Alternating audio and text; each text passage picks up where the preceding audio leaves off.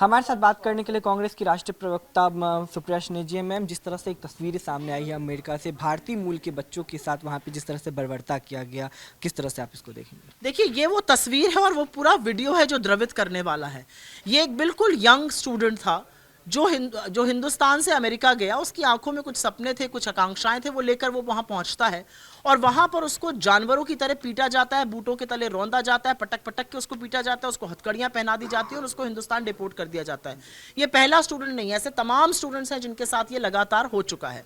ऐसा क्यों हो रहा है? आज सवाल इस बात का, ऐसा क्यों हो रहा है, ऐसा क्यों किया जा रहा है? मेरा अपना मानना है कि 682 लोग जो हिंदुस्तान के डिपोर्ट हुए बेड़ियां और हथकड़ियां पहनाकर, और सरकार ने कुछ नहीं किया। इससे अमेरिका का मनोबल बढ़ रहा है, इसलिए अमेरिका हमें धौंस दे रहा है, इसलिए अमेरिका हमारे साथ बदसलूकी कर रहा है। अमेरिका का जो राष्ट्रपति है वो हमें बार बार अब्यूजर और वेस्ट ऑफ फ्रॉड बताते हैं। अमेरिका के राष्ट्रपति बार बार बोल चुके हैं कि उन्होंने सीज फायर कराया है, वो ट्रेड की धमकी देते हैं, वो टैरिफ की धमकी देते हैं, वो हमें बोलते हैं तुम सस्ता तेल नहीं खरीदोगे, तुम कहां से हथियार खरीदोगे, कहां से नहीं खरीदोगे, ये अमेरिका डिसाइड कर रहा है। अमेरिका के राष्ट्रपति मोदी जी और शहबाज शरीफ को एक जैसा बता रहे हैं, वो हिंदुस्तान और पाकिस्तान की एक जैसा समकक्ष कर रहे हैं। ऐसा कैसे हो सकता है? ये चीजें कैसे बर्दाश्त की जा सकती हैं? और इस पर नरेंद्र मोदी जी की क्या जिम्मेदारी? एक प्रधानमंत्री की जिम्मेदारी होती है कि जब देश का अपमान हो, जब देश की अवमानना हो, जब हिंदुस्तान या हिंदुस्तानियों के साथ गलत हो, तो आप प्रतिकार करिए, आप हमारे सम्मान के लिए, हमारी सुरक्षा के लिए बोलिए। अभी भी अपील है सरकार से कि आप तुरंत, बिना टाइम वेस्ट किए, तुरंत इसी समय आप डोनाल्ड ट्रंप से बात करिए और कहिए हमारे लोगों के सामने इस तरह से जानवरों का सलूक नहीं हो सकता है। कल मोदी सरकार के कार्यकाल का 11 साल पूरा होगा, जिसको लेकर के एक प्रेस कॉन्फ्रेंस किया गया और ये कहा गया कि विरासत विकास को लेकर के गई और तमाम बड़े बड़े दावे किए गए, चाहे फिर अर्थव्यवस्था की बात हो या फिर विदेश नीति की बात हो। मनोहर कहानियां एक पहले लिखी जाती थी। कल मैंने मनोहर कहानियां का एक नया संस्करण उस प्रेस कॉन्फ्रेंस में देखा।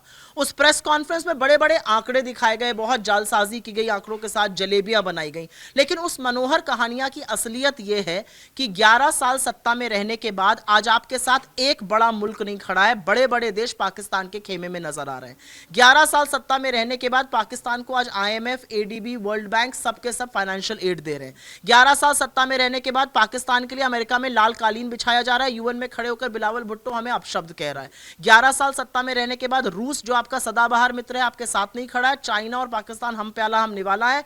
अमेरिका आपको ट्रेड अब्यूजर बता रहा है। 11 साल सत्ता में रहने के बाद चीन ने नेपाल में, श्रीलंका में, म्यांमार में, मालदीव में हर जगह अपनी इन्फ्लुएंस बढ़ाई है। 11 साल सत्ता में रहने के बाद बेरोजगारी और महंगाई इतनी ज्यादा है कि जो सेविंग रेट है वो आधा हो गया और लोग अपना सोना गिरवी रखकर घर चलाने को मजबूर है।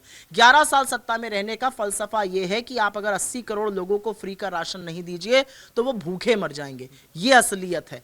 कौन सा कीर्तिमान स्थापित किया है मोदी जी ने 11 साल में? हर मोर्चे पर वो बुरी तरह से विफल हुए हैं। ये एक आखिरी सवाल लेना चाहिए। उत्तर प्रदेश के मुख्यमंत्री प्रेस कॉन्फ्रेंस करते हैं जिसमें उन्होंने मोदी सरकार के 11 साल के कार्यकाल के बारे में उन्होंने कहा कि हम चौथे नंबर की अर्थव्यवस्था में आए हैं और उत्तर प्रदेश को एक विकसित उत्तर प्रदेश बनाया है। उत्तर प्रदेश के मुख्यमंत्री कुछ भी कहने से पहले एक बात का जवाब दें। BBC की एक रिपोर्ट आई है और वो रिपोर्ट कहती है कि असल में 37 नहीं, जो स्वीकारा था सरकार ने, 82 लोगों की कुंभ की भगदड़ में मृत्यु हुई है।